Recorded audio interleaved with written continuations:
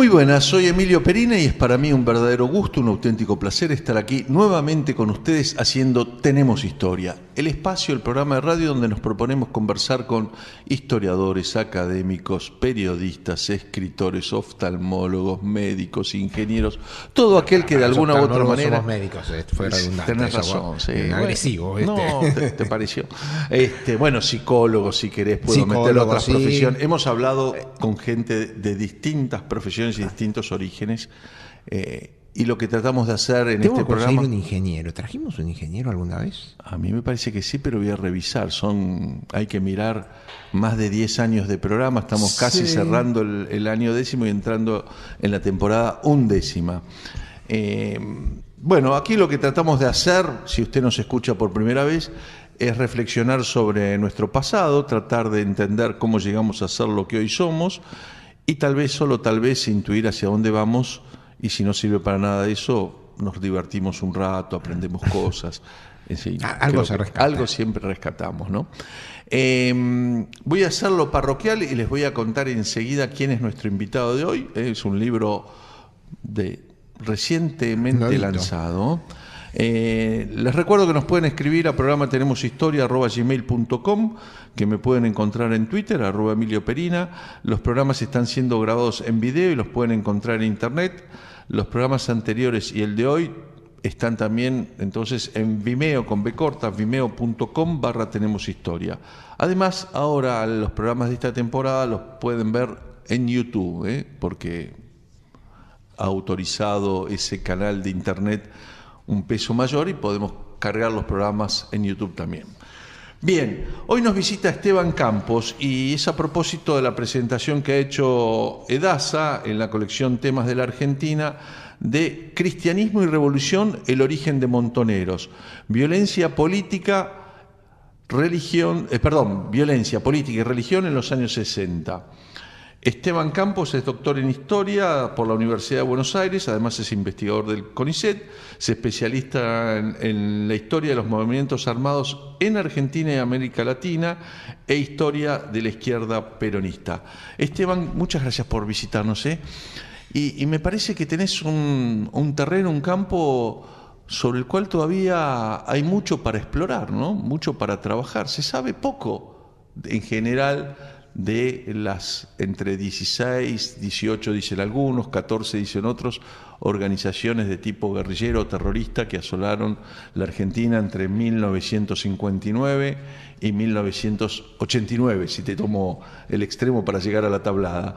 Y ahí creo que a veces se conoce un poco de Montoneros, un poco de ERP, un poco de FALD, pero todavía nos queda mucho porque los protagonistas cuenten o los testimonios vayan apareciendo. ¿Lo ves así? Sí, bueno, en principio gracias por la invitación, Emilio y Omar. Bueno, creo que si bien es cierto que hay todavía no suficientes investigaciones, quizás desde fines de los años 90 se puede percibir como un cambio y un aumento en la cantidad y la calidad de las investigaciones y libros de distintos géneros, tanto periodísticos como historiográficos, académicos, memoriales, etcétera, sobre el pasado reciente, sobre los 70, los 60 y las organizaciones guerrilleras, que en realidad son más de 16. En realidad están verificadas que a escala nacional son alrededor de 40. Mirá, yo que vengo siguiendo el tema solo había encontrado entre 16 y 18. Te voy a proponer la primera pausa, vamos a presentar los auspicios del programa y nos metemos un poco en esta cuestión y en tu libro Cristianismo y Revolución, el origen de Montoneros.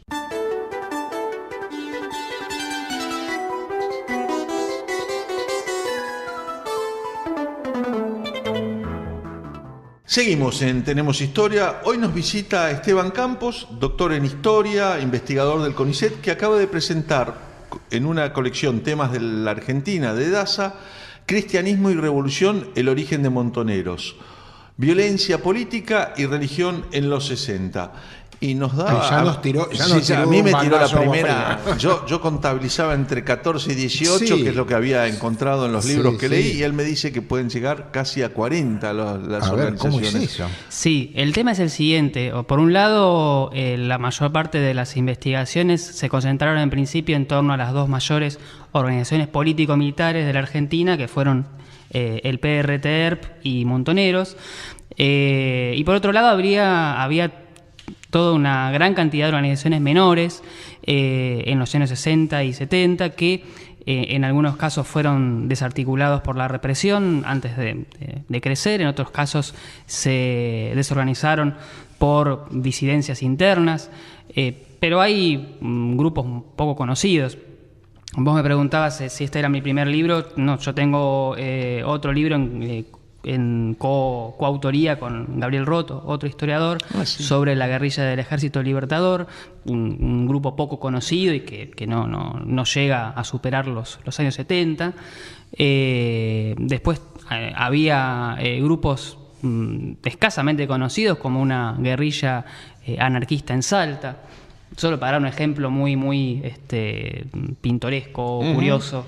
Que no seguía las líneas político-ideológicas esperadas o más conocidas de los años 60. Lo que yo decía es que es cierto que faltan muchísimos aspectos por explorar de nuestra historia reciente, pero en los últimos, por lo menos 15 o 20 años, hubo un cambio sobre todo de la sensibilidad social, de quizás un mayor interés por la historia reciente. Creo que esto tiene que ver bastante con la crisis del año 2001, por preguntarnos qué nos pasó, cómo habíamos llegado a ese profundo quiebre así de la sociedad y de la política argentinas. Y no por casualidad, esas fechas son épocas de un auge editorial sobre la literatura. Bueno, ahí de los hay un años aporte 70. que hay que destacar, que es la revista de Bujano, ¿no? Lucha Armada. Y sus números, que Sí. empezó a plantear los temas desde otra perspectiva, ¿no? Y una perspectiva que no era exactamente la visión sacralizada desde el gobierno kirchnerista, que difería bastante de esa visión. Y eso me parece que ha sido un aporte importante. ¿Cómo surgió este libro? ¿Es un planteo de la editorial? ¿Se lo planteaste vos? ¿Tu tesis doctoral? Sí, yo acerqué el libro a la editorial, que era... mi idea era publicar mi tesis doctoral sobre la revista Cristianismo y Revolución. Y mi idea surge de un interés puntual, que es esta experiencia excepcional de cruce entre cristianos, peronistas y la izquierda armada en los años 60. Bastante excepcional porque yo estaba buscando explicarme por qué dos cosmovisiones tan diferentes, dos teorías del todo, como eran el cristianismo por un lado y la revolución y la idea de la revolución social por el otro, después de estar opuestos durante todo el siglo XX y durante prácticamente, podría decir, toda la modernidad, en los años 60 en algunos sectores encontraron un punto de encuentro y de diálogo. Es un poco, también pasó en Brasil. Esto es un poco el espejo de lo que estaba pasando en Brasil. Bueno, de hecho, la teología de la liberación, el del Cámara, es de origen brasilero. ¿Y en Brasil? Que en otros demás en países realidad no fue, porque el movimiento de izquierda, yo qué sé, en Uruguay no tenía nada que ver los tupamaros con la iglesia. En Perú no tenía nada que ver ¿cómo se llama? El Sendero Luminoso con la izquierda. En Chile tampoco, porque el Partido Comunista era anticlerical. Es decir, lo que pasa es que en la Argentina, fundamentalmente, es el único país en donde hay también una asociación en que la guerrilla no está tomada por la izquierda, sino que está tomada, es decir, por jóvenes muchas veces de origen burgués, como dirían, ¿no? Este es un punto que me parece, Omar, que va a aparecer sobre todo en el primero o segundo capítulo del libro, y que va a dar, por lo menos desde mi punto de vista, alguna controversia o discusión con Esteban, sobre todo alguna pregunta que le quiero hacer, que inclusive la podría hacer ahora, porque el título es casi una afirmación, no sé si eso lo puso la editorial, El origen de Montoneros, cristianismo y revolución. Y para muchos hay varios orígenes de Montoneros, Sí. o no todos los integrantes de Montoneros tienen el mismo origen, ¿no? Y algunos de los cuadros pero más importantes la parte- eran judíos y no tenían que ver Claro. con cristianismo y revolución, ¿no? ¿El título es tuyo o es de la editorial? Una pregunta importante para este debate. Bueno, no, primero quería Dale. por ahí empezar a contestar lo que había comentado Omar.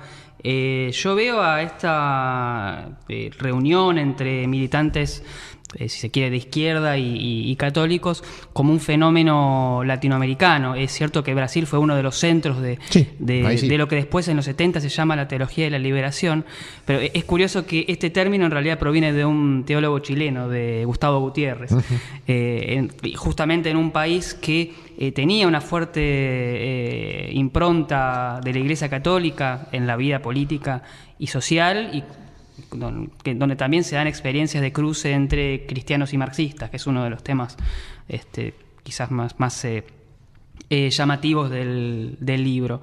Después está el caso también que era un ejemplo para los militantes que fundaron Montoneros, que era el padre Camilo Torres, que era un Sí. sacerdote colombiano, Sí. que de un activismo social y universitario católico, luego se va a sumar a la guerrilla guevarista del Ejército de Liberación Nacional.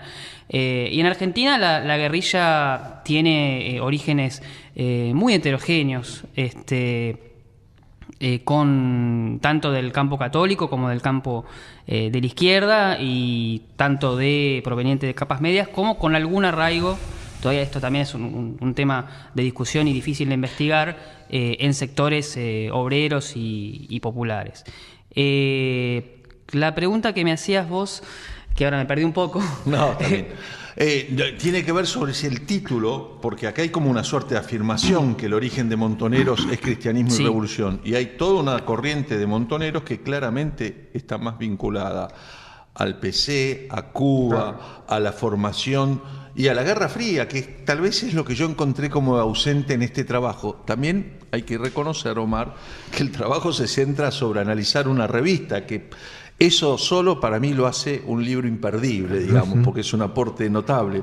Pero es como que estás tomando parte de la historia, y es toda una confluencia de cosas lo que dio origen a la violencia de los 70. Para mí, la Guerra Fría es un aspecto fundamental. Sí. Fundamental. Sí, soslayado generalmente. Generalmente sí. soslayado Sí, entre para nosotros, que sí. pensábamos que estamos caídos del mundo, Porque, pero no, claro, estábamos en el mundo una- estaban sucediendo cosas más o menos similares. Bueno, En pocos lugares tuvieron la violencia que tuvieron entre nosotros, que tuvo entre nosotros. claro. ¿Mm? El libro fue Cuba. Ese es un cuando libro habla también de la peregrinación a Checoslovaquia, Por a supuesto. Praga, aún de obispos. Y de aún obispos del argentinos. padre Mujica, que ya lo vamos a conversar, pero retomamos con Esteban, pobre, que lo estamos ametrallando, Sí, sí. porque es un tema por demás apasionante, Sí, además, ¿eh? sí, controvertido y apasionante. Quizás seguro. uno de los objetivos demasiado ambiciosos del libro, pero que en realidad está siempre entre líneas, es un poco preguntarse eso, ¿no? Por los orígenes de la cultura política de los 60 y 70. Solo que trato de preguntármelo en una revista que había sido bastante descuidada por los Totalmente. análisis. Y el libro, insisto, es un aporte extraordinario, y el cual te agradecemos y te felicitamos, más allá de que yo hoy voy a tratar de poner el acento en alguna crítica a lo que no está, Claro, para porque- que el diálogo... Claro, el título parece que fuese. Esto era multitudinario, multifactorial. Bueno. Evidente, pero hubo un aporte muy importante de la Iglesia a la construcción del montonerismo. No, inclusive voy a una cuestión que me adelanto. Ya hoy sabemos que Mujica pasó por Praga y pasó por Cuba y tuvo la oferta de integrar los servicios secretos castristas, cosa a la cual se negó, pero no sabemos si no estaba vinculado a otro tipo de movimientos y cuál era su posición dentro del Vaticano, donde también estaba esta lucha de la Guerra Fría, qué bando apoyar más. No era simple esa lucha de poder. Pero quiero volver a Cristianismo y Revolución, Sí, a la revista. si querés Dale. Claro, porque me quedó colgando esta cuestión del título y de los orígenes, ¿no? de Montoneros. En realidad, bueno, es una cuestión también que tiene que ver con la recepción del libro. O sea, ¿quién conoce a Cristianismo y Revolución? Poca gente.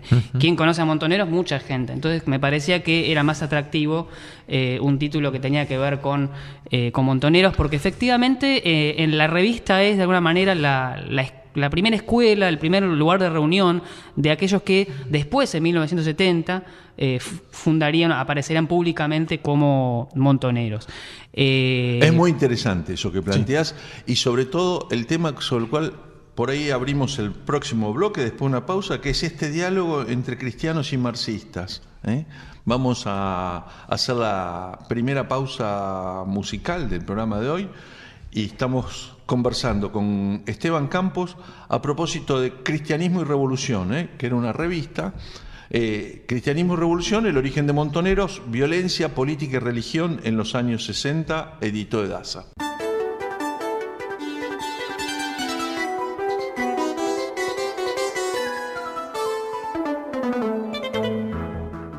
Seguimos en Tenemos Historia, estamos conversando y en los cortes la conversación sigue con Esteban Campos porque la verdad que el tema es apasionante y él recogió una revista que terminó siendo una suerte de movimiento cultural y que se vinculó a otros movimientos culturales y políticos, Cristianismo y Revolución, el origen de Montoneros. Esteban, contanos un poco, es decir, además de que nos quedó algún tema, cómo surgió la revista y quiénes son los fundadores, porque ni siquiera los hemos mencionado todavía. ¿Y cuántos ejemplares? O sea, ¿qué tipo de circulación tenía? Claro. Se vendía en kioscos, por de pronto. Bueno, para responder un poco lo que quedó pendiente del bloque anterior, si Montoneros tiene un único origen en Cristianismo y Revolución, efectivamente los grupos originarios de Montoneros, como lo ha demostrado muy bien el historiador Lucas Lanusse, tienen un vínculo con agrupaciones juveniles católicas de distintas provincias como Córdoba, Buenos Aires, Santa Fe. Después Cristianismo y Revolución fue como revista una experiencia de cruce entre católicos y no católicos. Ahí había periodistas que provenían del Partido Comunista como Gerardo Duejo y José Eliashev, después con una larga carrera periodística muy importante.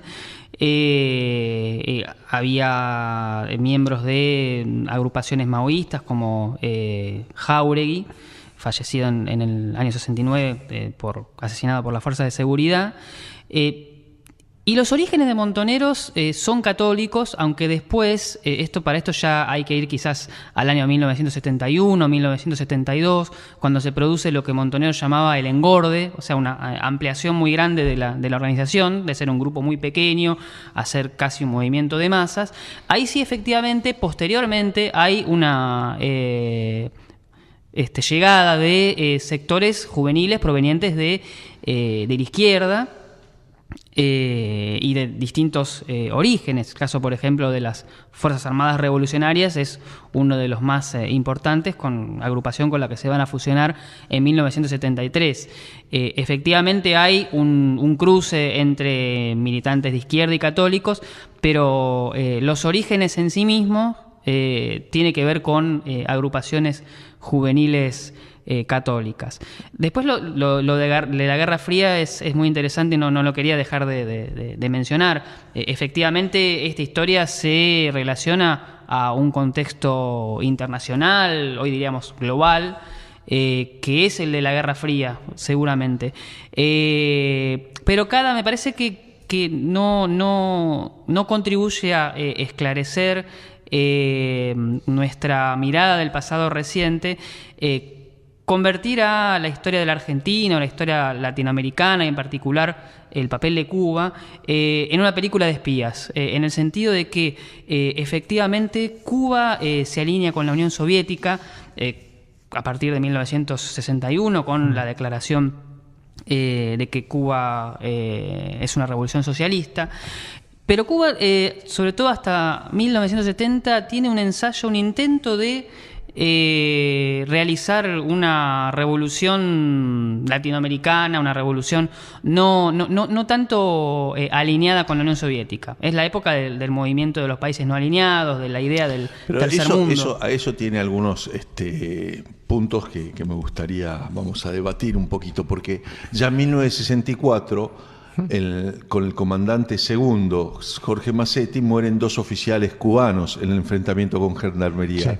Sí. Y estaban preparando la insurgencia en Bolivia, que era el plan del Che Guevara, y todo eso es alentado por Cuba, que ya había alentado planes insurgentes en Venezuela el primer año, en Perú al tercer año. O sea que la intención de expandir la revolución marxista a toda Latinoamérica desde Cuba, si es orden de Moscú o es imaginación de Fidel Castro, a mí la verdad que ahí ya no me interesa demasiado. Yo creo que es orden de Moscú porque Castro no tendría los recursos.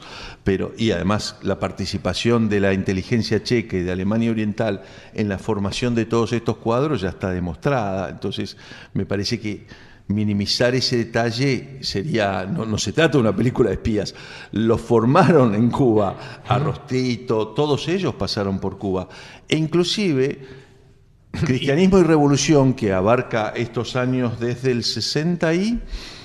Desde el 66 al 71. Al 71. Salen 30 números. La Olas es en julio del 67, o sea que es un momento que coincide. Entonces eso me llevaría a preguntarte por un punto que inclusive tratás muy bien, que es el diálogo entre cristianos y marxistas, ¿no? Y el libro pone, el Concilio Vaticano II impulsó la apertura de la Iglesia Católica no solo en la dirección a otras religiones e iglesias, sino también hacia los partidos comunistas europeos, que décadas atrás eran señalados como enemigos incorregibles. Esto además tiene mucho que ver con la situación de Italia y la democracia cristiana y las relaciones con el PC de Enrico Berlinguer, ¿no? Que era en ese momento el partido comunista más grande del mundo, o de Occidente por lo menos. Sí, porque el chino es una cosa rara, así que lo dejo afuera. El diálogo, más adelante decís, el diálogo entre cristianos y marxistas sería un momento experimental en el proceso de radicalización del sector de jóvenes militantes católicos que en 1966 se integraron a Cristianismo y Revolución. ¿Cómo es ese diálogo y qué recordás de las charlas que tuviste, inclusive con algunos de los protagonistas, ¿no?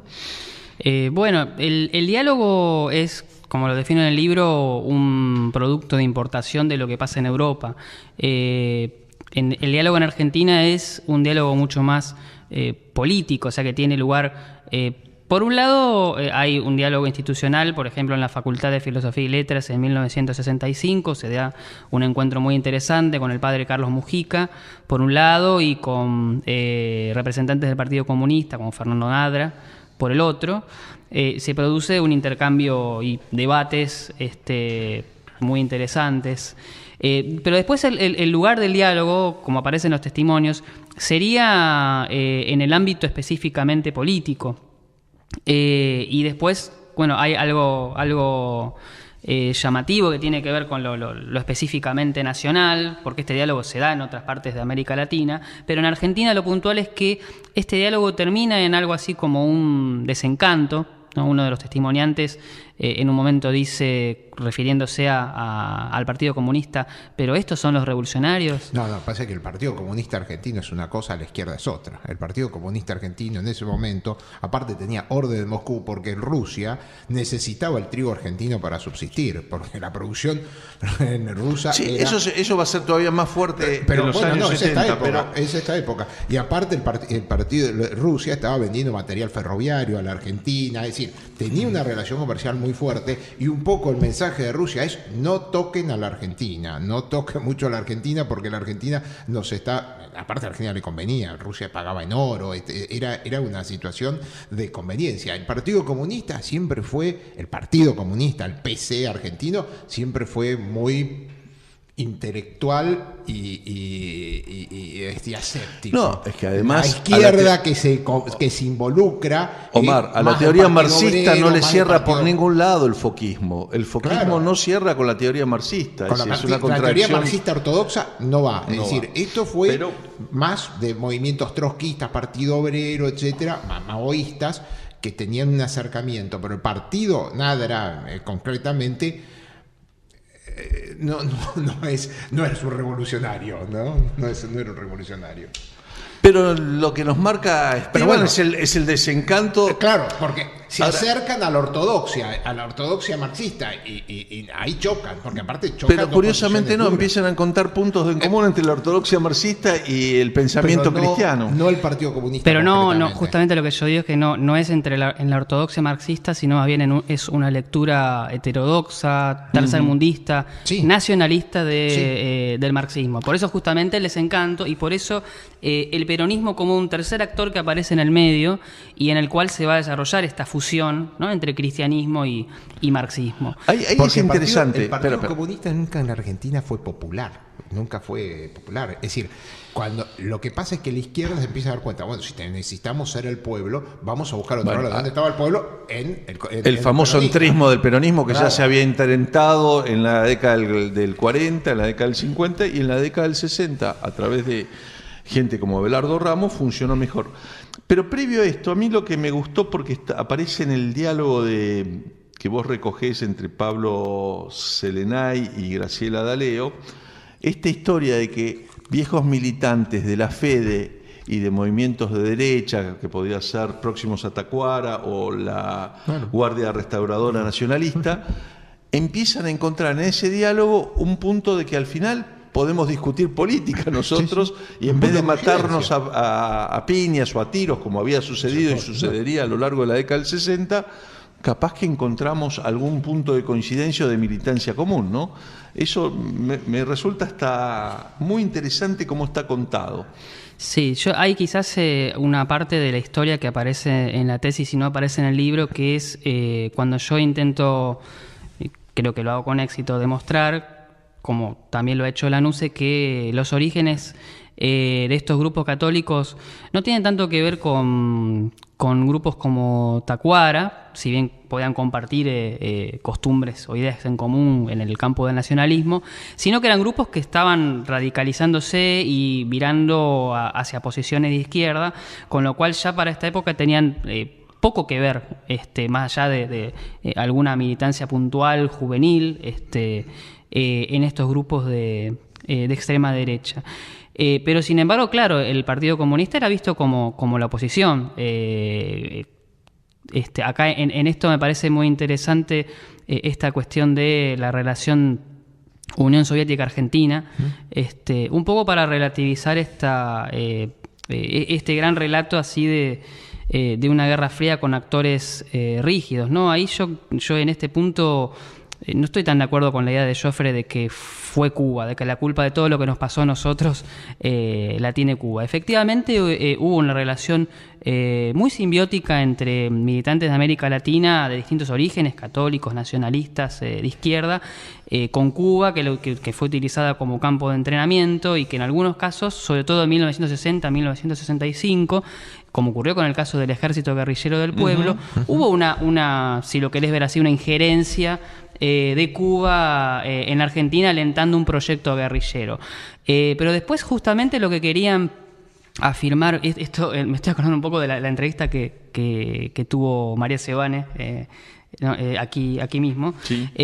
La buena parte de las guerrillas, como Montoneros o Tupamaros, sobre todo las que eran más nacionalistas, querían afirmar un grado de independencia económica con respecto a cualquier financiamiento externo, porque justamente los estereotipos de la Guerra Fría lo que hacían era señalar a las guerrillas o a las agrupaciones de izquierda como financiadas por el oro de Moscú. Entonces justamente toda la ola de secuestros extorsivos y acciones para recaudar fondos tenían que ver justamente con no depender de otros países para no ser señalados como un enemigo externo de la nación. Es muy interesante ese punto porque plantea las dificultades del nacionalismo y de la izquierda para hacer confluir estas cuestiones. Vamos a seguir conversando enseguida con Esteban Campos de su libro Cristianismo y Revolución, el origen de Montoneros, violencia, política y religión en los 60, que editó Edasa.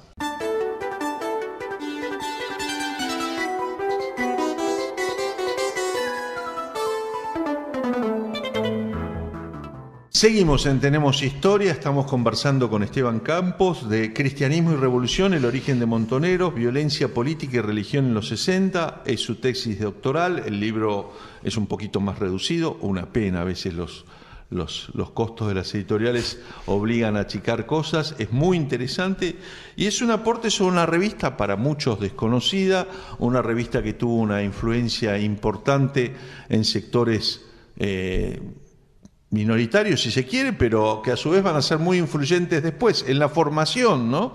Dijimos que vendía entre 3 y 5 mil ejemplares, o tiraba. Aparte es curioso, pero no llegaba a solamente la intelectualidad. Había esta revista la leía mucha gente en eso de parroquias. Bueno, no era una porque cuestión después, solamente claro, decir, no, el intelectual. No. Muchas veces me acuerdo de esta revista aparecía en parroquias barriales y mucha gente eso que no tenía una vocación y sobre todo que no provenía de la izquierda, etcétera, fue la forma de ir introduciéndose en este concepto.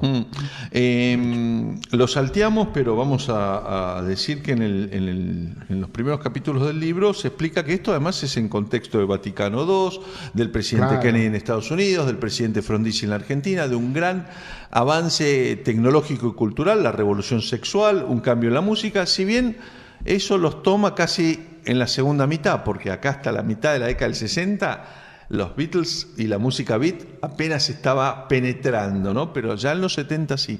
Lo que no hablamos mucho y me gustaría que nos contaras, Esteban, es de las principales figuras, el director y el subdirector, el secretario de redacción y los principales creadores de esta publicación.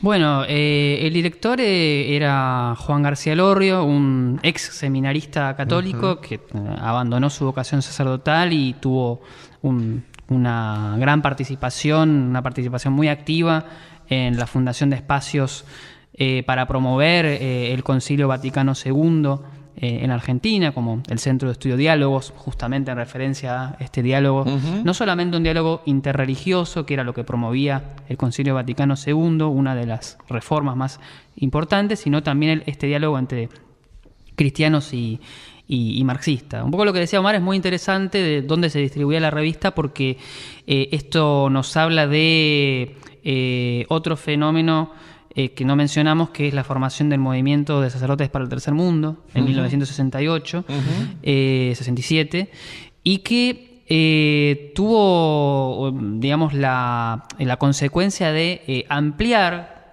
toda una serie de ideas que antes circulaban quizás en ámbitos más restringidos, intelectuales o de los muy ideologizados. O de los sectores de izquierda. A dispersarse dentro de la población, al menos de una parte de la población. Sí, igual muy minoritaria, porque Montoneros va a conseguir. No, pero sí, recién sí con la alianza final y el entrismo al peronismo es cuando van a conseguir. Yo ahí hay una cuestión, es interesante porque me hace acordar a algo que trabajo en el libro, que es una entrevista que aparece en Cristianismo y Revolución a uno de los dirigentes de las Fuerzas Armadas Revolucionarias, a Carlos Olmedo, que después es fundamental para entender esto. Claro, que después se va a integrar a Montoneros, aunque él va a morir en una acción armada tempranamente.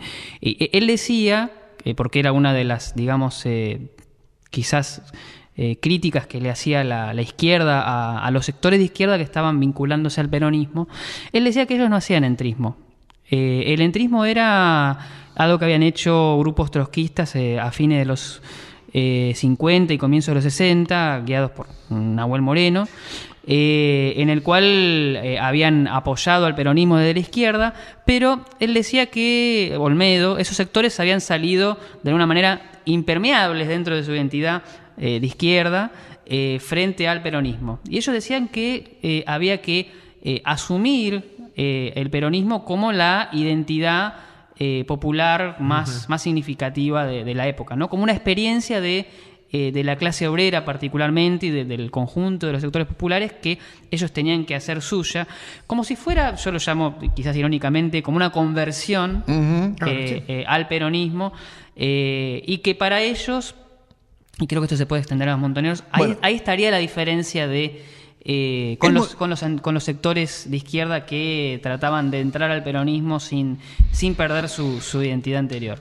Asumiendo que Olmedo en ese reportaje es honesto, porque no hay por qué pensar lo contrario, lo que nos cuenta Esteban Campos es muy interesante porque explica parte del derramamiento de sangre y la tragedia posterior. Estaban totalmente confundidos. Perón de marxista no tenía nada y tenía muy claro que el rol del Estado... No tenía ningún doble discurso con referencia al marxismo y al comunismo. Ningún doble discurso. Tenía un acercamiento, fue un cambio filosófico cuando se va a Europa, y en Europa, estamos hablando de Europa de los 60, había una, no te digo que sea comunismo, pero había una compenetración de la izquierda. La Revolución del Mayo francés, él se dedica a pensar, está con tiempo libre, ve qué es lo que está pasando en Europa se da cuenta que tiene un contagio con el pensamiento. Lo que hace es un uso, incorpora una rama juvenil que no existía en su movimiento y hace un uso político de eso. Pero no hace ningún... Y le arrulla a la oreja. Le arrullará a la oreja todo lo que quiera, pero él no cambia de pensamiento político. Bueno, está bien, pero todo lo que quiera condice con la personalidad de Perón. Hay dos cosas. Por un lado, en general, todos estos sectores interpelan a... para decirlo así resumidamente, al peronismo y no a Perón, en el sentido de que Perón está en el exilio hasta el año 73, y en esto Montoneros sigue todo lo que era una tradición del llamado peronismo revolucionario de los 60, movimiento que provenía de la resistencia peronista, de sindicalistas más duros, el bandorismo. Y también juveniles, ¿no? de la juventud peronista de fines de los años 50 y comienzos de los años 60, en el cual ellos ya veían, y están los documentos, que Perón tenía un tipo de liderazgo que ya llamaban pendular, ¿no? Perón apoyaba al sector que fuera más fuerte en el peronismo. En el 64 podía ser al bandorismo, al dirigente sindical de metalúrgicos, el jefe de la CGT. A fines de los 69, y en esto yo estaría con Omar, Perón adopta un discurso tercermundista, un discurso socializante. Socializante lo leyó Olmedo. Empieza a hablar de... pero él empieza a hablar de socialismo nacional. Lo que pasa es que... Ojo, yo no digo, esto era parte de los manejos tácticos de Perón. Después cuando vuelve en el 73 empieza a definirse como, él decía, bueno, soy un león herbívoro y vengo a reconstruir el país. Ahora bien, yo en lo que quizás me opongo es a una lectura que está por ahí en el libro más importante de Montoneros, que es el de Richard Gillespie, una lectura ingenua de Montoneros, ¿no? Que a Montoneros se dejaron llevar, pensaron que Perón era un líder revolucionario. Hay un documento que es poco tenido en cuenta, que es de 1973-74, que es la charla de la conducción nacional de Montoneros ante los frentes de masa, donde ahí dice claramente de que la teoría del cerco no es tan así, ¿no? De que Perón en realidad es un líder burgués y de que ellos son los revolucionarios, y de que en realidad Perón no es socialista, ¿no? Ellos dicen, la conducción dice, para Perón el socialismo nacional puede ser la Inglaterra laborista, puede ser la China maoísta. No, para nosotros el socialismo es la expropiación de los medios de producción a la burguesía. Claro, Olmedo ya no vivía y el entrismo ya era absoluto, entonces. Bueno, eso es una interesante, sí, eso, ¿no? Es cierto que... Pero yo en ese sentido veo que hay, digamos, tanto una conversión como una apropiación de... Exactamente. Y un intento de incidir en el fenómeno peronista en un sentido de forzarlo hacia posiciones anticapitalistas que quizás no tenía. Exactamente, es así. Y lo que sí tenía era... Que Silvia Sigal y Eliseo Verón, en otro libro muy interesante, que se llama Perón o Muerte, lo denominan como... una creencia combinada con mala fe. En el sentido, ellos creían, efectivamente, y creían que eran los verdaderos peronistas, y al mismo tiempo también querían incidir en el peronismo y llevarlo a posiciones socialistas y anticapitalistas. Creían que lo podían manejar a Perón. Exactamente. Y le tiraron a Rucci a los pies. Dejemos acá porque tengo que hacer una pauta y nos queda poco tiempo, y no lo hemos dejado al pobre Esteban Campos que nos hable de los creadores de Cristianismo y Revolución, cosa que prometo que vamos a hacer ahora en el último bloque.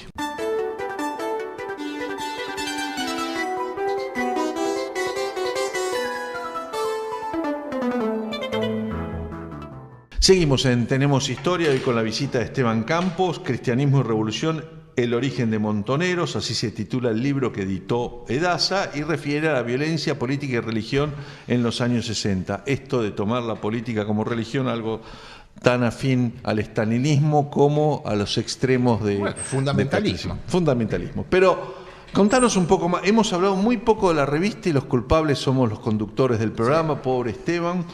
Volvamos a García Elorio, volvamos a quienes lo acompañaban y te dejamos estos minutos finales para que hables de ellos un poco, ¿no?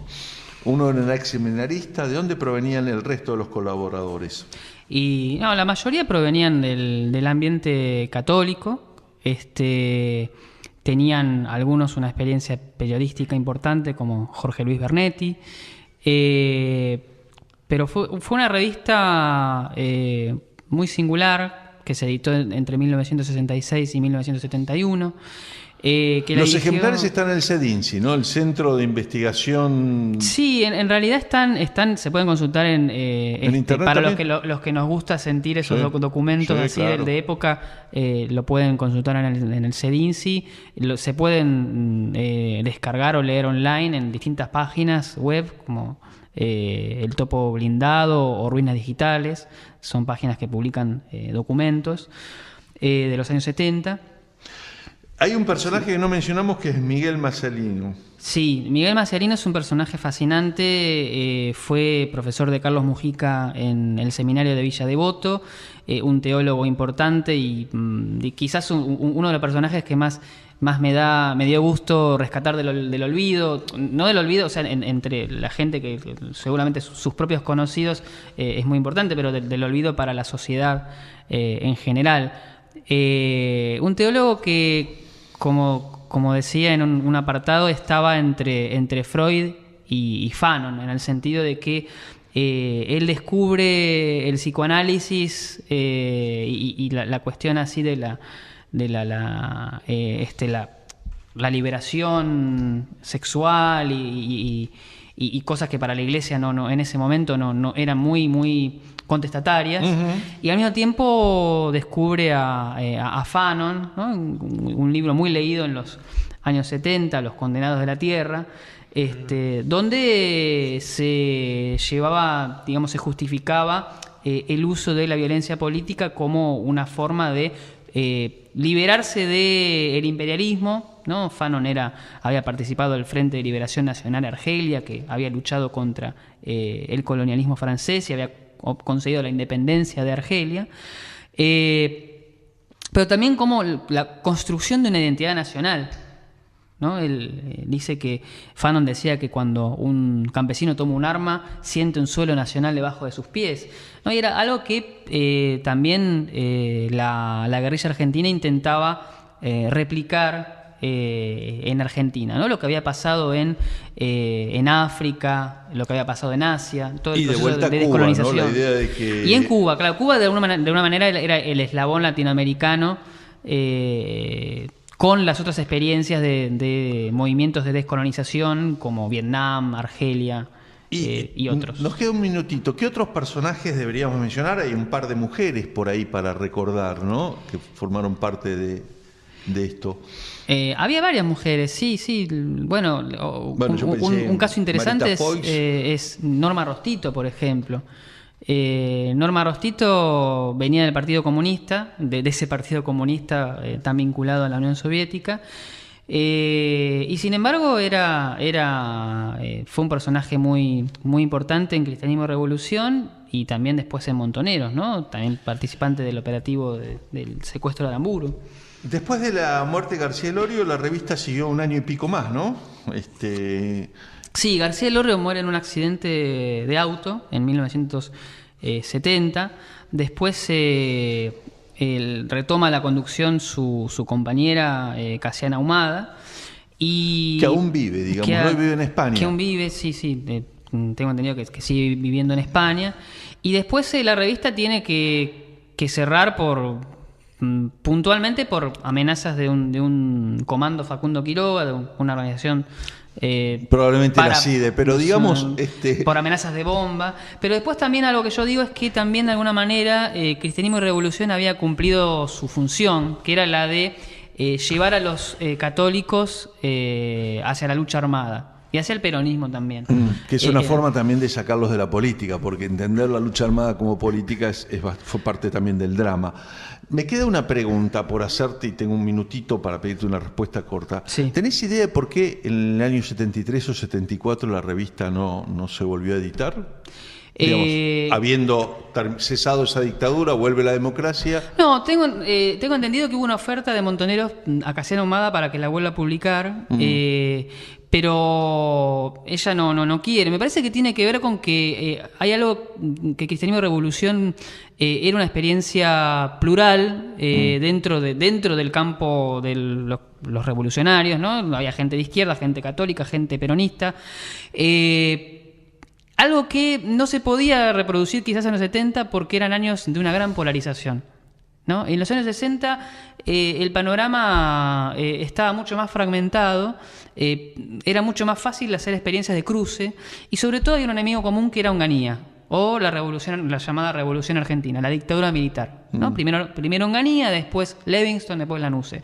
Había un enemigo común y cuando desaparece ese enemigo común empiezan a aparecer las diferencias internas, ¿no? Que ahí sí claro. Son diferencias que están relacionadas a la dicotomía peronismo-antiperonismo, ¿no? Y era difícil reproducir una experiencia quizás tan plural como Cristianismo y Revolución en los años 70. Omar, creo que lo vamos a volver a invitar a Esteban Campos para conversar de esta década del 60 y 70 y nos quedaron muchos temas afuera. Recomendamos, compren, lean, busquen Cristianismo y Revolución, el origen de Montoneros, violencia política y religión en los 60 que editó Edasa. Esteban, gracias por haber estado acá con nosotros. Gracias a ustedes por invitarme. Y de verdad te vamos a volver a invitar. En breve. Omar, ¿nos reencontramos la semana próxima? Vamos a estar acá. La semana que viene los vamos a estar esperando. Pasen una buena semana. Chao.